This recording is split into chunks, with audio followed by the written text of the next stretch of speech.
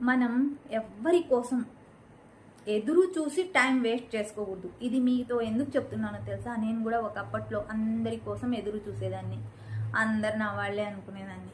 ఇంట్లో వాళ్ళు, బయట వాళ్ళు, చుట్టాలు అందరికీ నా వాళ్ళే అనుకునేదాన్ని. ఎందుకంటే నేను ఒంటరిగా ఉంటాను కాబట్టి.